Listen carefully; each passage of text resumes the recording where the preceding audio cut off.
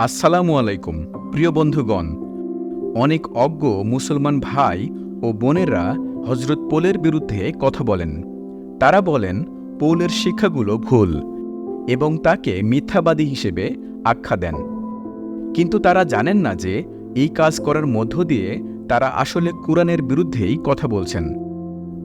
এটা অনেকের কাছেই খুব অবাক করার বিষয় হতে পারে যে কুরআন পরোক্ষভাবে নিশ্চিত করে যে হজরত পৌলের শিক্ষা ঈসা মসীহের কাছ থেকেই এসেছে।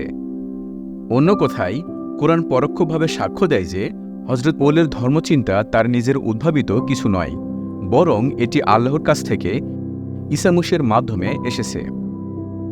আসুন কুরআন শরীফ সূরা আল ইমরান আয়াত ৫৫ পড়ি।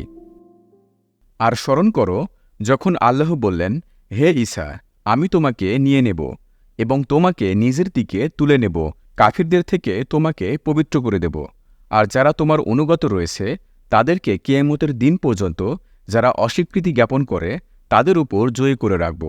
বস্তুত তোমাদের সবাইকে আমার কাছে ফিরে আসতে হবে। তখন যে বিষয়ে তোমরা বিবাদ করতে আমি তোমাদের মধ্যে তার ফায়সালা করে দেব।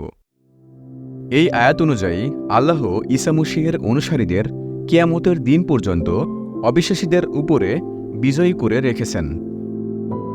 সূরা আস-সফ আয়াত ১৪ একই কথা বলে। আল্লাহ ঈসা মসীহের অনুসারীদের শত্রুদের উপরে জয়ী হওয়ার ক্ষমতা দিয়েছেন। এই দুই আয়াত বলে যে মসীহের অনুসারীরা কিয়ামতের দিন পর্যন্ত জয়ী থাকবে। এটা বোঝায় যে যদি কুরআন সঠিক হয় তাহলে হজরত পৌলের বার্তাও সত্য, যেহেতু এটি প্রভাবশালী এবং অন্যান্য বিরোধী বার্তাগুলিকে পরাজিত করেছে। এই আয়াতের তফসিরে আল কুরতুবী সূরা আস-সাফাত আয়াত ১৪ সম্পর্কে বলেন, এটা বলা হয়েছিল যে এই আয়াত ঈসা আলাইহিস সালাম সম্পর্কে নাজিল হয়েছে। ইবনে ইসহাক হতে বর্ণিত যে ঈসার পাঠানো প্রচারের জন্য সাহাবী ও শিষ্যদের মধ্যে পিতর ও পৌল ছিল যারা রোমে গিয়েছিল, আন্দ্রিয় এবং মথি যারা মানুষ খেকোদের দেশে গিয়েছিলেন, ইত্যাদি। খেয়াল করুন কিভাবে আল কুরতুবী হজরত পৌলের ঈসার খাঁটি অনুসারী হওয়ার প্রমাণ দিয়েছেন।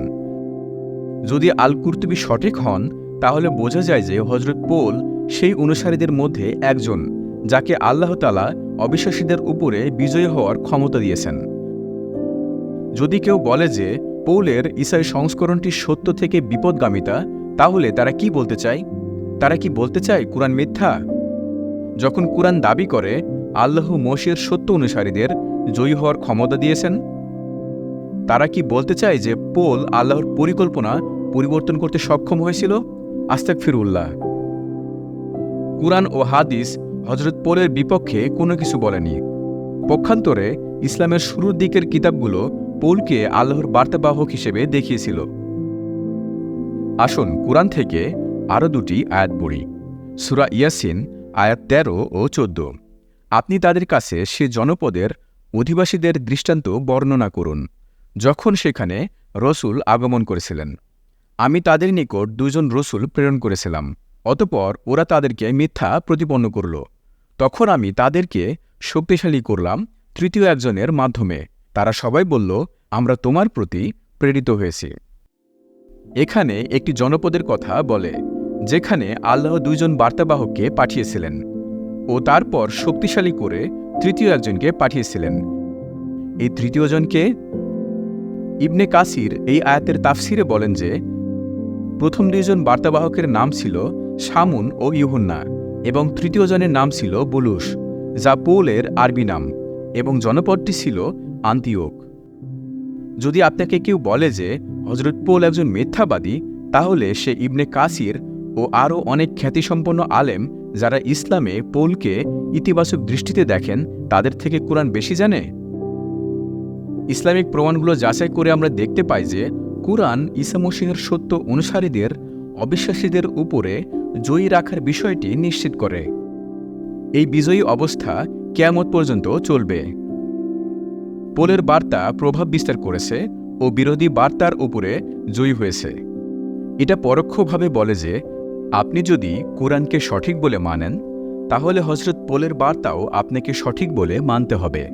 আবার বলি, আপনি যদি কুরআনকে সঠিক বলে মানেন তাহলে হজরত পোলের বার্তাও আপনাকে সঠিক বলে মানতে হবে।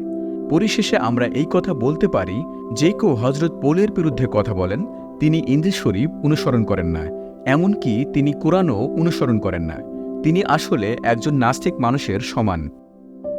কিন্তু আপনি যদি হজরত পোলের মধ্য দিয়ে আসা ঈসা মসীহের শিক্ষা সম্বন্ধে আরও জানতে চান, তবে আমরা আপনাকে ইনজিল শরীফ পড়তে আমন্ত্রণ জানাই ও উৎসাহ দেই।